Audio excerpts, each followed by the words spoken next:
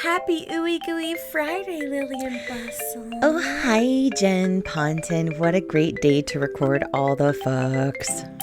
Such a great day. By the way, fuck buddies, if you are not watching these on Spotify, you are missing out because we look amazing today. Lillian has her hair done up in the cutest little pastel lavender scarf.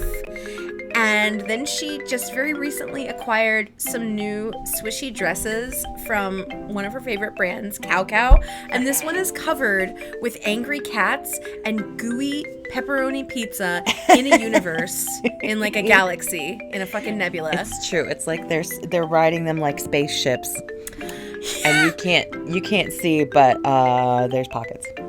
You know what I have to really, like, I have newfound respect for Cow Cow. They included basil. Like, what a fucking boss move. They've got basil leaves on your slices of pizza. Oh my God. I know. You're right. I know. That's very fancy. All right. Stepping it up. So good. It's a joy.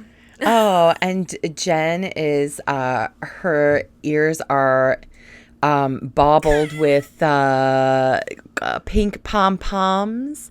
And I'm sorry, do your stretch again because I didn't see what was on your outfit. Oh, it looks like you have green boobs on your boobs. I do have green boobs on my boobs. But the real win for this that you don't know, that's like, this is my actor backstory, is that this is my favorite dress from E Shakti that I missed out on. And then I fucking found it on Poshmark. Oh. And so this is my E Shakti legendary win. Oh my gosh, that's incredible. Yay, they do not disappoint me. That's my actor secret. I love it. That's why she's smiling. Oh my god. Oh my gosh. So good. Memory. Yay.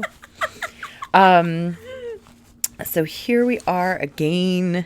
We're going to get to this a little bit later on. I am having skin frustrations, and I think that it's I think all of this stuff is worth talking about because I have people say to me all the time, like, oh my gosh, your skin is amazing. Or even if I feel like I'm breaking out, people are like, no, you can't tell at all.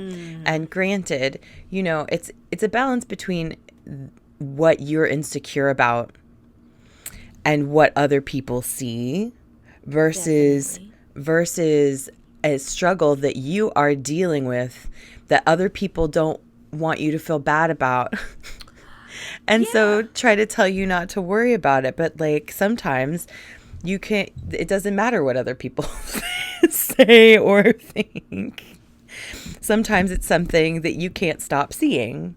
And right now for the last year or so, I've been having issues with acne, like the yuck, terrible, deep, nasty volcano kind that doesn't ever really pop. And I think that might have been actually what my headache was from today. Super fun. Oh no. I know.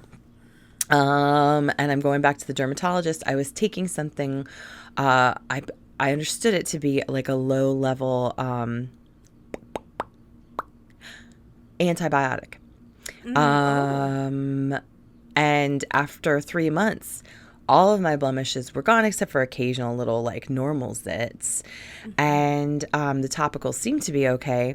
Literally like a couple weeks after I stopped taking the oral, one popped up in my nose crack. This is where they like to show up the most. And then the rest were like, oh, are we back? It's party time. And I would like to go ahead and give big ups to this Pure Lease stuff. Pure Lease Youth Glow Vitamin C CC Cream. CC cream with a SPF 50, vitamin C and hyaluronic acid. I have to put powder on top of it because otherwise it is very glowy. It's I don't know who wants this kind of coverage and wants to look dewy at the same time, but it ain't it. Me. Not for this girl. But today's complexion is brought to you by that. just for me, as I'm getting older, and I think that this is people's insecurity about their weight also. First of all, any change is something different. You're used to seeing yourself in the mirror, and even when a change starts to happen, you might not see it happening. I feel like a lot of people wake up and they're like, oh God, wrinkles, or like, whoa, when did this happen? When did that happen? When did jowls happen? Like, when did whatever happen? And other people don't notice because they see you every day and it happens gradually. But when it comes to something that you have, prided yourself on, a lot of people have specific ideas about how their body should look. I kind of clung to this skin thing for a very long time because I was like, it's the one thing I can count on.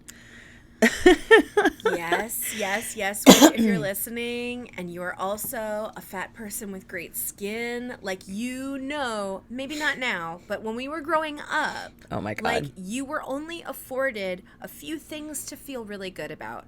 Maybe you had great hair. Maybe you had really, like, glowy skin. Maybe you had fingers that taper so nicely. Oh, yeah, little piano fingers. Maybe you had great tits, whatever. But, like, there are only some things that were afforded to fat people in terms of beauty. And so, like, I feel you so hard on your complexion and what it means to you. Yeah, it was something that I would stress out if I got like a really big zit, but I had friends who were like, fuck you, which is kind of how we feel when people who aren't fat are like, oh, I so fat for 5 minutes. Totally. And we're like, oh, are you though? Like, sorry that you had this one inconvenient day where you hadn't like pooped for 3 days and you felt heavy. I've never not pooped for 3 days. Oh, it doesn't happen. I don't want to get into this deeply, but like, I'm usually pretty good. When I travel though, I don't know if I think that altitude can actually mess with your digestion. But then you're like eating on a weird schedule and probably eating like some crap airport food at some point. And then if you're on vacation and you're the kind of person who's like vacation treats, like if I'm traveling, my system is not as reliable. That's fair. I would say that too. I just like the amount of digital pamphlets out there that are like directed, because I'm going to be 39, that are directed towards people my age that are like, the issue with constipation, and I'm like, I don't know. I've been that ain't a concern in my life. So there's a couple of things that can mess up your digestion. A lot of people just don't drink water. You know that. Like that blows my mind that there are people who are like, I don't like water. And I'm like, I don't drink it because I like it. I drink it because I'm thirsty all the time. Like, maybe every once in a while I'm like, delicious water. But mostly I'm just like, oh, my body can work again. And then some people like, this is something that we don't really realize a lot of the time, but if you have been on the larger side of body weight for any significant amount of time, whether or not you're currently participating in diet culture, you are very well versed in food and nutrition to a point where it can be detrimental to your life. We know about balancing fiber. We know about like fat solubility and like vitamins needing certain things to be absorbed into your body. We know, like, if you're a person who ever did net carbs, like if you have this much sugar in whatever it is that you're eating, or carbs from something else, and then you have this much fiber, that it balances quotey fingers out, right? And then that's what give you your net carbs, is like carbs minus fiber. There are people Fuck this math, man. Right. Fuck this math so hard.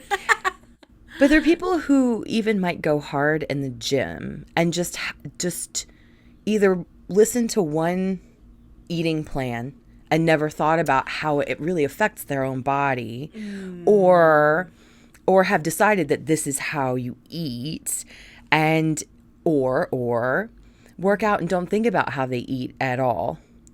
And some people just forget to eat fiber. Like literally, I've been around people where I'm just like, bread in the morning, bread in the evening, bread in the afternoon. Like where you're just like, or where it's just like, and again, no shaming anybody, anything. But if you're ever like, why is my body not doing the things I'd like it to? Fiber is a great place to start. For sure. Get yourself some strawberries or some psyllium husk and go to town. Ugh, psyllium husk is so gross. It does do the trick though. But it's just like, have you ever wondered what drinking a cup of tree snot would taste like? Right this way. Fresh from the tap. What?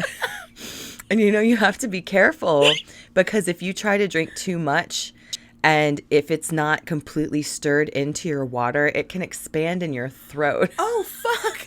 Oh, no. That's the saddest death ever. Oh, yeah. So God, new fear who has unlocked that for some of you happened guys to? out there. Big time.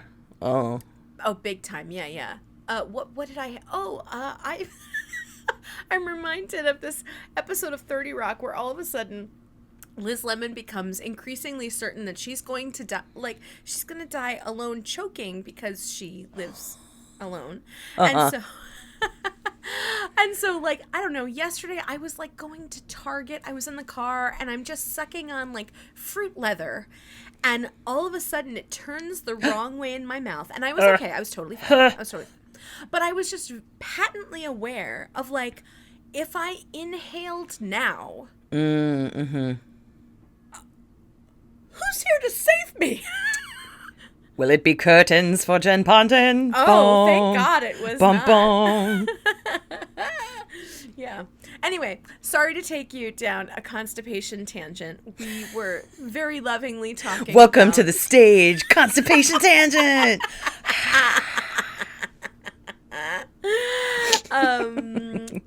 Yeah. Wait, why were we talking about Oh, I was talking about skincare and stuff, and then we were talking about bodies and what they do and don't do.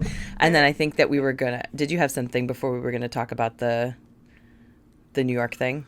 Oh, yes, there was something I was going to share. There was. Because, interestingly, and I'm not usually like... This is a level of mindfulness that usually evades me. Mm-hmm. You are usually quite good at it, but I was just listening to this older episode... No, this newer episode? This brand new episode of We Can Do... Oops. Of We Can Do Hard Things, which, fuck buddies, I am deeply, very into this podcast. Nice. It's so wonderful. It's therapy podcasting, and it's wonderful. I mean, they're like us, but then they have guests like, like who? Like Cameron Esposito. And yeah, they take themselves a significant bit more seriously. Anyway. Sorry, Cameron just posted a video of them with like doing something for that TV show where they like had like a Rambo head wrap, but also looked like dirty and beaten, scruffed up kind of. And I was like, If we could redo the Karate Kid. Did you also see their prom picture from the 90s? No, but I'm definitely going to go back and look at It's that. fabulous. Well, it's not the prom, but it's like the night of prom in their bedroom with like JTT on the wall. It's pretty great. Amazing. Anyway, I was listening to this brand new episode of We Can Do Hard Things where they're talking about commenting on people's appearances and like in a way that's, just not doing it. Just not doing it at all. Sure. And they make one really good argument for it, and I think that this will be resonant with you. One of the hosts, her daughter is little, and she apparently has had this like buoyant curly Sue red hair. And so it's the thing about her, right? Like everybody sees her and is like, oh my God, you look so precious. Look at your beautiful hair, blah, blah, blah. Well, she doesn't give a fuck about it. And so she went to have a haircut, and she had all of it cut off. I don't know what this kid looks like now, but all the all-star hair is gone. And so now this little girl is navigating the world, and she's like, oh shit, I miss my, well, I'm sure she's not saying that, but she's like, I really miss my hair. And it's not because she wants it back. It's because she saw how much social capital it gave her, and now it's such a young age to learn that lesson. Worth, yeah, her whole individual, because nobody's interested in her without it. And so she's learning so quickly, like, oh, this is the only thing that made me matter in the world. And that is, unfortunately, I think they called it the ambiguous loss. That is the terrible thing that happens when people, and like you and I are compliment central, right? Like, we work in fields where appearance is a lot of it, and not necessarily compliant with the main social narrative, but you know, it's a part of it. And so, like, the amount that we have invested in the few things we could cling on to. Right. Like, yes. What happens if your complexion, which you really loved, changes because you go through perimenopause or menopause, or, you know, or you have a lot of sun damage, or who the fuck knows? The world is chaos, right? Right, exactly. Or, you know, God forbid, like or you get cancer and you have to have like a mastectomy, or, you know, or you develop alopecia or whatever. Like, there are so many endless reasons why the things that we take for granted every day that might be our favorite parts of ourselves could change. And I think, even though I am not this mindful, I think there is really something to, like, maybe if we just didn't really comment on people's appearances, or if we played it really, really safe, we were like, you have such beautiful eyes. I really like to just say, you're really glowing today. Like, whatever the thing is. Like, because if someone's looking nice, they're also probably happy. Yes. I can't think of a time where someone looked super, super hot and sad, and I was like, you look great. You know what I mean? Like, not there's plenty of hot, sad girls out there. That's fine. They're allowed to be. And there's a lot of hot boys pretending to be sad so that girls will comfort them. Normalize hot sadness. To be fair. Shit. Even hot people deserve to be sad every so often. But yeah, like, I think saying, like, you look lovely in a generic way is fine. Yeah, definitely. Yeah. I had a friend over recently who has been, like, up and down in weight, and has been at various times expressed some frustration with just appearance in general, and has picked up weightlifting. And I didn't notice until he said that. And then afterwards I was like, oh yeah, he's got, like, a lot of definition around his arms. And it would have been very easy for me to be like, give me that gun show, hey. But right.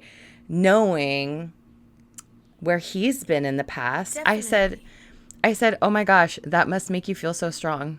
And he was like, yeah, it makes me feel really strong. Yes. Like, all of this is fighting our programming, and it takes a conscious effort. It's not actually hard. It's just uncomfortable. And, I don't know. It's interesting. I also have someone in my life who is very clearly having some orthorexia issues, and I don't know how to talk to that person about that. Yeah, that's the end of that story. But with this other person, I was like, oh, that's why your breath has been weird lately, because you're not really eating. Oh, no, you already went through enough ketosis. Come on. I know. So I'm definitely close enough to this person where I could talk to them about it, but I don't know how to have that conversation. specifically. And it's not like I have diagnosed you with this, but where it's like I've noticed this and I know a lot about this. And like, have you considered that this might not be doing what you think it's doing, or it is, and then it's also destroying your organs on the side? That's a little extracurric activity. Anyway. Whew. That's lovely. How's that? So we talked about poop. We've talked about not eating. I feel like there's so much more talk around constipation than there is about diarrhea, and diarrhea is a much more urgent issue. I don't want to talk about any of this, but you're right. Have you heard, is it Colace? There's like some ad that I always hear at like dinner time. I very rarely am exposed to ads anyway, but I think maybe it comes on before Jeopardy or something. But it's like, if it hurts when you try to poo something, something, something, and it feels like you pushed out a pineapple or two. And I'm like, oh, I hope that's not what people are experiencing on a regular basis. But if it is, I hope they take this product. Wow. No, thank you. My God. Yeah. Just have an apple, you guys. But, and there's always a but.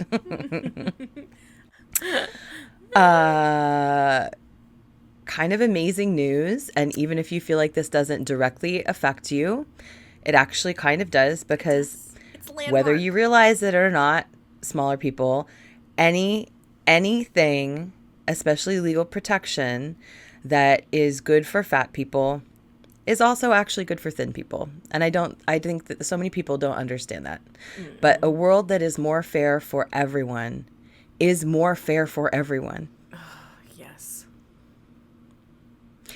But I feel like this went through pretty quickly. The first I heard about it was in February. But New York City itself has passed an anti-weight and height discrimination bill. It's a big deal. It is a big deal. Sorry, Lydia Green, is that what you said? Lydia Green. Mm-hmm. Is the person who wrote the bill. I heard the city council member who proposed it, or was like one of the main backers.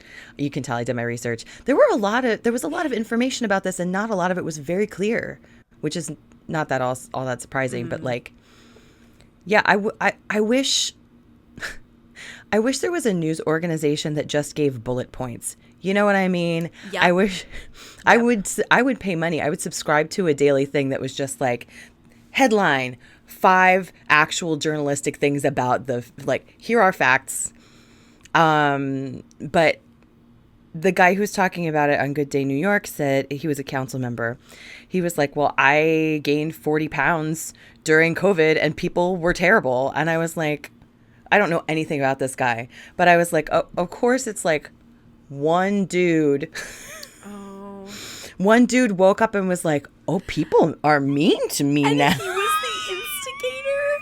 Yeah. Oh my God, really? He was like, let's take care of this. That's very interesting, considering how livid I am about I promised I would never use this word again, but like the flip-flop from 2020, which fuck buddies, we all lived through it together, right? So the flip-flop from in 2020, all of us are home and removed from our daily whatevers, and lots of bodies changed in a bajillion ways, right? Yeah. And so all of a sudden there was a broader cultural relaxing of the like, keep it right, keep it tight. And everyone was like, it's okay to be soft and round, right? And then once the pandemic was over enough, we doubled down on fatphobia like it was motherfucking 1994. Uh-huh. Yep. And that you could smell the snack wells in the air. Ooh, yes. that devil dog cake. God damn. Yeah. And so for a man to have had that experience for the first time in his life, ostensibly, not even growing up as a fat kid, amazing. Yeah, he didn't. I mean, I don't. This is literally what I told you is what I know about this guy. But yes, it does sound like that, where he was like, I suddenly gained weight, and then I realized how terrible people are, and I was like, I must fix this. So thanks, thank you, sir. For your landmark moment of empathy. Right. And this is another thing where I feel like I'm fairly in tune. But when the thing in February came up where people were going to testify, at City Hall? Sure. I don't know. In New York at the official place where they do things like that. I was shocked that I hadn't even heard about it. Like, I feel like I keep an eye out, not only on politics, but definitely on fat stuff. And then all of a sudden there was this whole like, oh, everybody, can you be here on Tuesday morning in the snow to talk about this thing? This is the only time you get to talk about it. It's very important.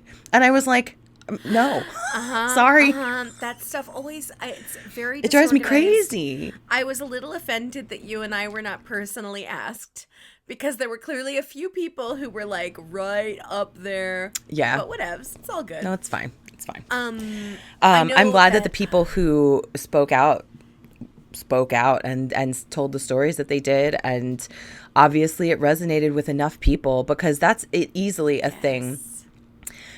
Well, it's a question of like, was this easy for people to put their political weight behind and be like, I do good things for people. It could have just as easily been like, this is fluff. This isn't actually important. Right. One of my other friends, literally, who I guess doesn't really, a recent friend who doesn't realize all of the stuff that I do in this arena,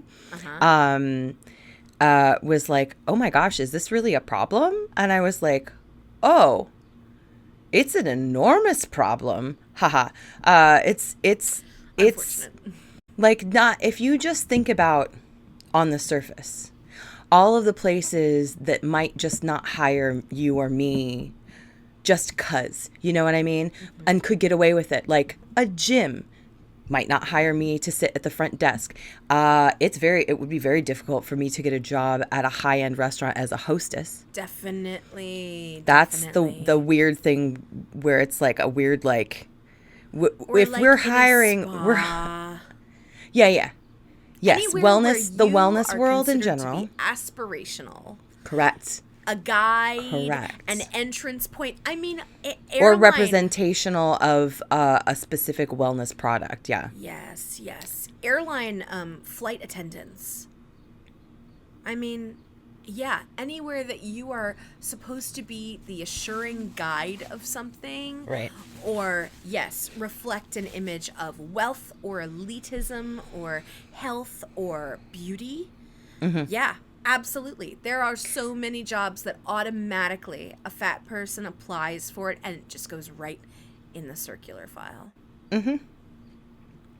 So there's that. But then there's like actual proof that people who are even perceived as being obese or on the larger range of anything are going to make at least $5 less an hour than their thinner counterparts. And that is worse the bigger you get, and it is worse the darker your skin is. For sure. So, there's a problem. I don't know what's going on with all the short and tall people. I have no idea how those people are experiencing anything. But I imagine anything where you need to look like a normal model, right?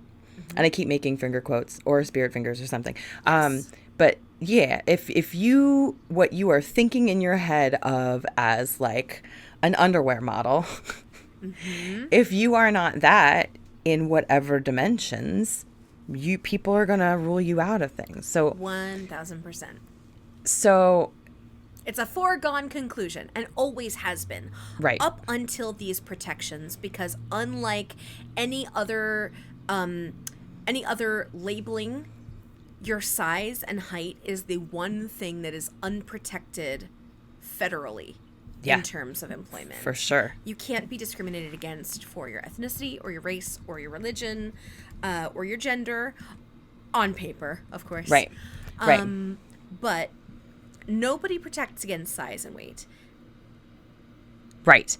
I was going to look up real quick and I can't see it. Oh. Sorry. A group popped up that I've never heard of before called World Obesity Federation, and I'm like, I don't know that you have my best interests at heart. That. That I don't like that at all. Trustworthy. Ew. That sounds like an abortion crisis center to me. That's well, we'll go back and see what we can find out about that. I know that a bill like this is being proposed for all of the state of New Jersey, which is pretty cool. Exciting. I actually thought it had already passed, so that shows how much I'm paying attention to. I just remember our governor being like, "This is insane that you can still discriminate against people for this thing," and I was like, "It is," and then I guess I stopped paying attention. But yes, there are. Let's see, the state of Michigan. I did find it. The state of Michigan and a handful of cities. This was as of last year. San Francisco, Madison, Wisconsin, Urbana, Illinois, and like 10 more cities, I believe. That are like not the major ones. Oh, yeah. They're I mean, San always Francisco's pretty big, but yes. San Francisco, right. But everything else is like a secondary city that you might be like, oh, yeah, right. That's a place that exists. Mm-hmm. Yeah, it's fascinating.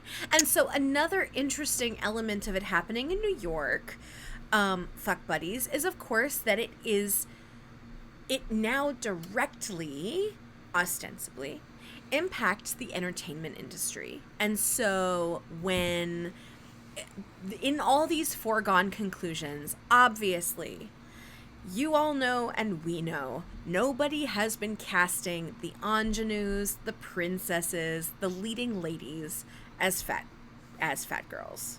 Or, leading men. Let's expand. Oh, no. Of course. No. Yes. It's a foregone conclusion. It has been drilled into us as performers for the entirety of our lives. And before that, because of what we take in as viewers, as kids, right? The only one in The Little Mermaid who's allowed to be fat is the villain. Mm-hmm. Oh, so, that's every Disney. Exactly. Every Disney thing. Yeah. Exactly. And so then when you grow up and you decide, well, I want to be on stage, and you're a fat kid, you realize your options are very limited. So technically, what this law also opens up is actual equitable casting for people of all shapes and sizes to play all kinds of roles. And the official verbiage means that the size cannot be a negotiable part, or it can't be a non-negotiable part of the role, I think. What do you mean? I mean, like, unless the playwright writes that Cinderella is rail thin. Yep. Cinderella must actually be opened up to everyone. No longer can we, only assume that leading roles are going to go to thin people. So what I actually see happening, I think this might make a difference in like 8 or 10 years. I think what's going to happen right now is that it's just going to be the explicit stuff that you can't say anymore. Like in this article, Jazzercise, for a long time said that their fitness teachers had to look leaner than the public. Oh, disappointing. I mean, of course, but also. Right. It would also mean that there's not really casting in burlesque per se. It's usually not like that, but every so often a group comes to town that doesn't really know how things are done, and they're like, oh, we want to find hot girls and do a variety show. And then they'll say, can only be between this size and this size. Or groups like there's, I don't want to get anybody in trouble, but I do know that there's a Victorian caroling group that has a set of costumes. You know what I mean? I know this anything because where I there's wanted to audition for them, and they were like, sorry, you're too fat. Oh, girl, well, if you want to get some costumes made, I feel pretty confident that we could get our own shit together and make a lot of money at Christmas. We could make a shit ton of money at Christmas. We need to start now, but yes, we will make so much money. Let's make this movie first. The movie's more fun. But yeah, anything where in the past there was a costume and they were casting to fit the costume. Or, I wonder how this would, I'm sure I told you at some point, I don't even know what that was a touring company of some children's puppet thing. Okay. And somebody had seen me at a different audition. Do you remember this story? Yes, and you were perfect for it, but the sleeve was my too upper narrow. arm, right? My upper arm was too thick. So with something like that, and that I'm quite certain could have been very easily altered. I bet if you had let me at the puppet, I could have fixed it. You know what I mean? Of course, yeah. But yeah, they were like, "Do you have your passport?" I was like, "I got my passport." They were like, "Can you blah blah blah?" I was like, "I can blah blah blah." You know, it's fine because I would have been sitting at the bottom of a fake well. I would have been sitting uncomfortably with my arm up in the air. I want to say it was like a walrus in a well. It was. Yeah, because I remember being like, how fucking skinny is your fucking walrus, you assholes? I did tell you the puppeteer job I almost had, right? Yes. As a reminder, fuck buddies, it was going to be as the tuna sandwich for Oh Hello when it was on Broadway. Oh my God, my whole ass heart. And like, it wasn't even like I lost it to someone else. Like, they just had one of their stage techs do it because it was such a quick moment. Pain. The agony. Entirely too much tuna. God.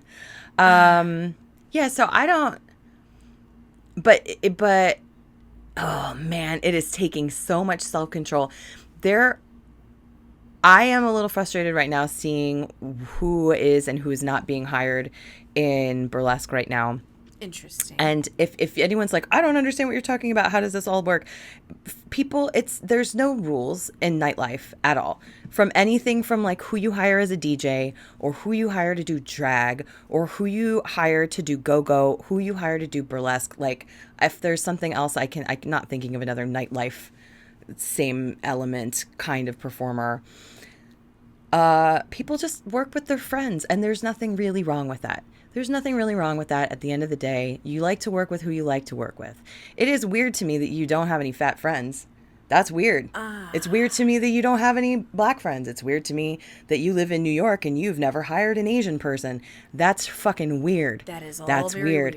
It's weird that you claim to be like, I like to make money, and yet you're not interested in showing gender diversity. Because I guarantee you, people with that queer money would come out and spend it at your show if they saw even like a smidge of representation in your show. But if it's all like skinny feminine girls, like then there's people who aren't going to give you money. There's people who aren't going to come to your shows. So I would can't dismantle the master's house by using the master's tools. Right, precisely. And I would really love to post in the New York Burlesque Facebook page, just like, hey, just as an FYI, it's about to be actually illegal to discriminate people because of their size. So just be like, throw a little Molotov cocktail. Boop. Just put it right there, pat it on the head and walk away. But I know that's not going to do any good. That's going to make people more resentful and make me look like more of a troublemaker. And I worry that I do think that there's people who don't want to work with me because they think I'm too much of a hassle. Fuck them. I don't really care. I am a hassle. I am a fabulous hassle. Add that to the list. I am a spectacle. Ooh, yes. I am a hassle. We love it. I am an investment. Ooh. She's expensive, folks. Oh, she's expensive. But yeah, I think as with anything like this, incrementally, where it's like someone has stood up and said, this sucks. Yep. So just like there's going to be more, they're trying to put, there's a casino in Queens or something I haven't been to because like people get in gunfights in the parking lot. Oh, fuck. I'm not really into that. No. But like when the casinos in Atlantic City, when the servers were suing because of like size discrimination, I'm pretty sure, hang on, Atlantic City.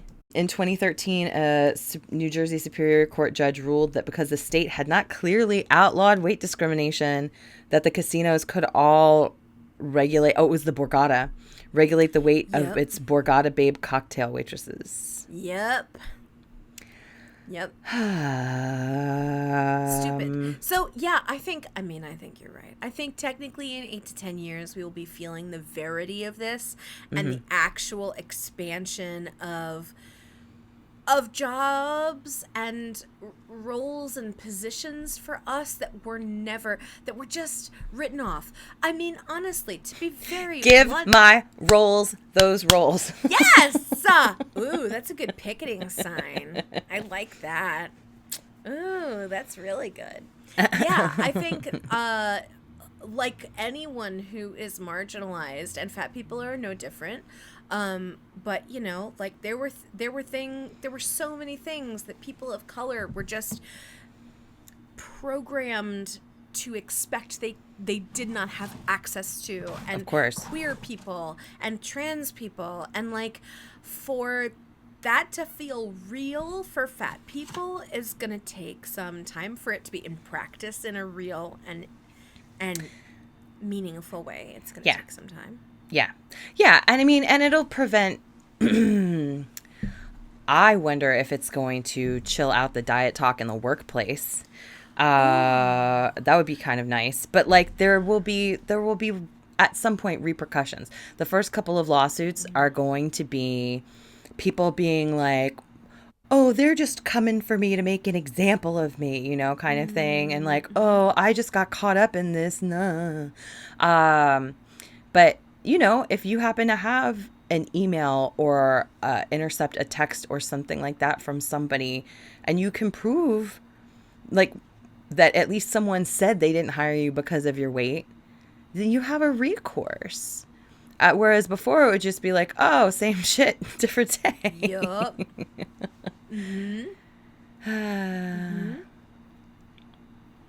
Yeah, it's it's going to be very protective for things that are like in the standard workplace too. That is definitely where people are going to find a lot of relief, I think, and alignment, and less so in terms of, you know, like our utopia that we but yeah, it all is really good, and I'm shocked. I think we were all, as a community, really hesitant to invest in that this was going to be a change that you know, a thin, not homogenous, hegemonic society would align itself with. Of course. So the win is amazing. Yeah. Yep. And it's still a win. And I'm not, please, if anyone's listening, this is no small feat, right? This is a huge thing. This is a huge, huge, huge, huge thing. I am jaded. Yeah. And I'm like, I will believe it when I see it. Tomorrow, like, you know, whatever the next Disney thing to come to Broadway is not going to have a fat female lead. It's not. Right. But, you know, on like touring companies and things like that, things that are like smaller, maybe regional theaters will be thinking about it a little bit more. Maybe, you know, oh, that's a good question too. How is this going to affect businesses that are based out of New York City but then go do stuff other places? I would assume that it's the hiring practices of your home, of whatever your zip code is. Of where you're coming out from, correct. I wonder if there's people who hate fat people so much that they will like go to Connecticut or something instead of keep staying here. Like businesses that would follow that model. I can't think of a use case, but you know what I mean. Like if it was, say, a nationwide chain of gyms, right, that had their headquarters in New York, if they would be like, well, it's Interesting. It's worth it to us to relocate to keep those hot, hard bodies. Or if it's the location where it occurs. Where the discrimination happens. Yeah. And then if like Texas owns it, right? Right. But it happens to a human being in New York. Mm-hmm. Right? Right, yeah. That's more protective of the proletariat. Gosh, that's going to be interesting. Yeah. It's a big win. It's a big deal. And also in terms of justice work, friends. So this is not information I got myself. I'm not this good, but I did have it passed to me and I am passing it on to you. So in terms of the WGA strike, I know a lot of you who listen are SAG members, or you have friends who are SAG members. Okay, things going on with the strike right now. We are at a moment where it looks like the DGA, the Directors Guild, will also strike, nice. Or at least do a strike authorization. Now, SAG support of this WGA strike is unreal because we have been dragged around and I know you and I talked about it the first summer we were doing this podcast in 2020 because SAG had a contract negotiation and they shoved it under the rug so thoroughly and effectively. Mm-hmm. And we had huge losses, absolutely enormous losses. And there was no reason to forfeit because we weren't working anyway. We could have struck, right? Yes, it was exactly. 2020. No, none of us were doing shit. But they folded so quickly and they rolled over and accepted just pennies. It was horrific. And so here we are at this 3-year contract negotiation again. And SAG has not struck, I believe, since 1980, and they have not. Here's the thing. Before a union strikes, they first have to do a strike authorization vote, which is the sword of Damocles that they dangle over the AMPTP's head, which is when they go to the table with negotiations, they're like, just so you know, we conducted a strike authorization vote, and 98% of our members voted to strike if this contract is not fulfilled, right? But a strike authorization vote does not automatically happen. You have to ask SAG to do it. Oh. We have to request it because they are so... Leadership is so lily-livered that I do not believe. They've never given us reason to believe because they're very malleable and it really plays into the idea that actors will let anyone do anything to them, and that's so horrible and useless. Well, it's not useless. It's just not in our favor. Right. And so, here's what's going on. If you are SAG or if you have friends who are SAG, please, please, please spread the word. We have the opportunity to push our leaders for a strike authorization vote, and it has to happen soon because they start their negotiations on June 7th. So you have to beg them. You have to set it up and say, listen, the WGA is fucking onto something. We're about to have AI co-opt our likenesses and our voices for everything. God. We are, I mean, the fact that acting can be a stable career the way that writing can be without being rich and famous, just being able to feed your family and maybe buy a house someday and be the person who people are like, oh, that guy. Right. It's being erased. Mm-hmm. And what's going to happen if we don't have any more actors? It would suck. That's a world I've never even conceived of because we are essential workers. We are the bedrock of culture and of society is storytellers, people telling stories. So it's a really important moment. If you are SAG, if you have friends and loved ones who are SAG, please, please urge them to email leadership and request a strike authorization vote. The sooner, the better. It's a huge deal. And that is my soapbox. Hey. And if we get really, really, really lucky, they will be moved enough to do that and probably have the vote overwhelming be yes. Mm-hmm. And then they can go to the table with that and, hopefully start fucking owning the powerful moment we're in, because if we let it go, there's too much that can be lost forever in just the 3 years that these contracts would hold. Yep. It's crazy. Well, I'll tell you what, next week, I've actually had a lot of daytime work recently, and I'm about to head down to Florida for a couple of days. Happy Mother's Day, Grace. Happy Mother's Day, Grace. To see Grace and the Terrence McNally show, Mothers and Sons, that it has directed down there. So I'm very excited about that. Precious. But I am definitely going to go hang out at the picket line at some point. Like, hell yes. I understand that this is going to be a while. Yeah,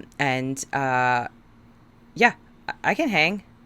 Yeah, you can. I'm sure I would be great fun on a picket line. And I keep seeing pictures of like Chris Gethard and like other people in that stratosphere. Yeah. Strata? Other what people if that's in that. Finally how we get Geth as a guest?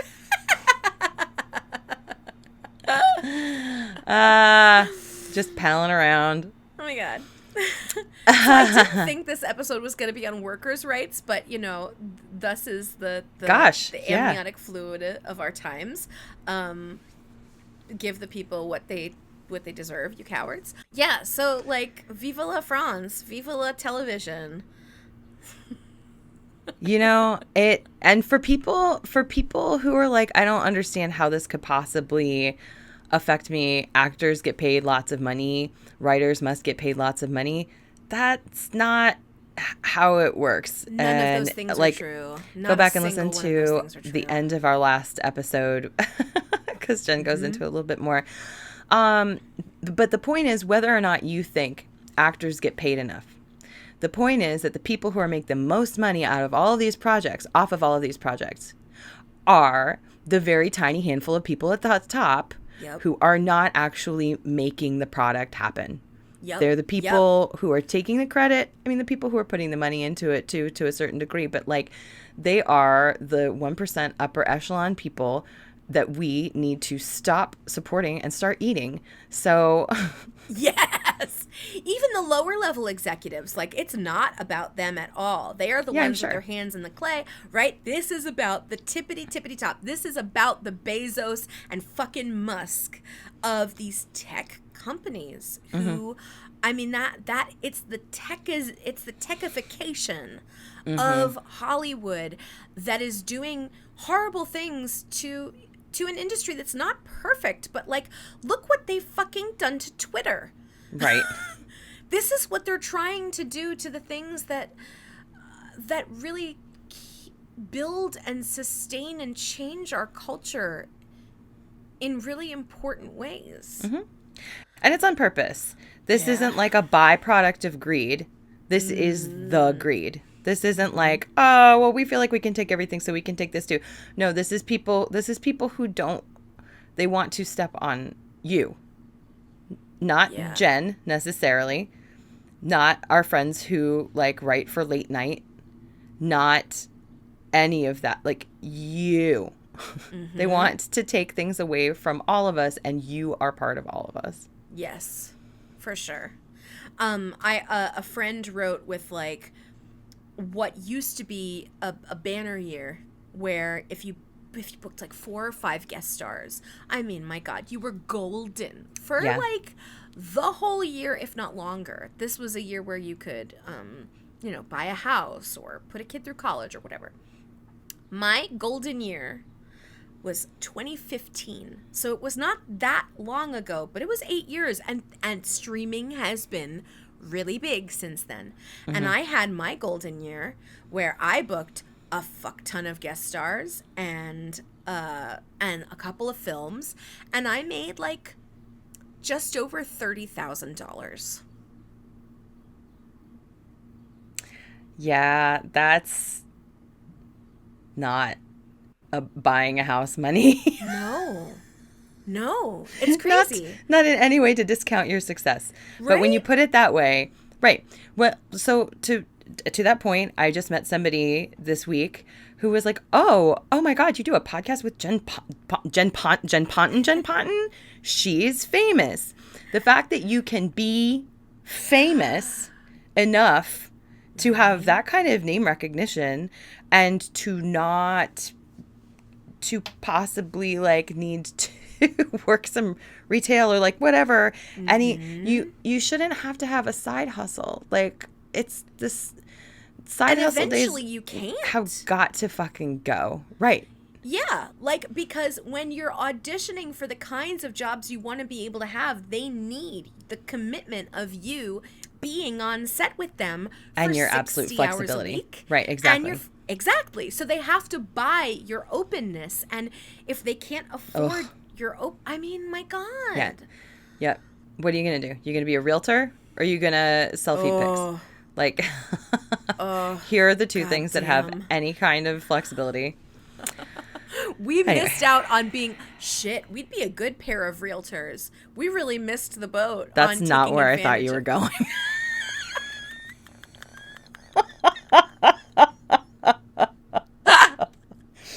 Not that real estate is not a worthy pursuit.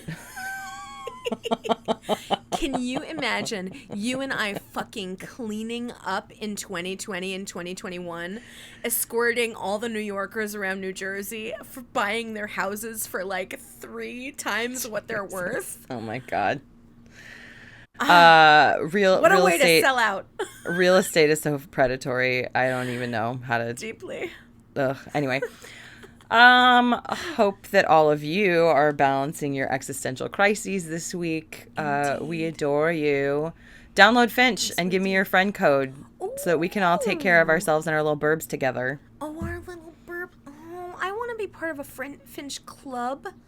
I sent you a code. I have my little Finch, but can you imagine if us and our fuck buddies all had our little Finches talking to each other? Oh, that's very so cute. Please do download Finch, or like maybe Lillian can put her code somewhere in a post or something. And yeah, that's not a bad idea. Ooh, super cute. All right, fight the good fight, fuck buddies. It's it's fucking go time, and we are all in it together. And I love you, Lillian Bustle. I love you. Even if you feel like you are out of fucks, now's the time to find one or two. Yeah. Mm-hmm. Just in general. Like, we have them to spare. Yes. Like the little penny thing at the checkout. Give a fuck, take a fuck. Oh my God, that's our t-shirt. I'm going to go design that. I got to write it down I know. This is that if you don't take action in 5 seconds thing, it'll go away forever. Oh, give a fuck, take a fuck. Hooray. Anyway, hope you all find some inspiration. Indeed. Step on some dicks, friends. Yeah. Oh, that's a great way to make extra money, too. Okay. Bye-bye. Bye-bye. Cake sitting and dick stepping.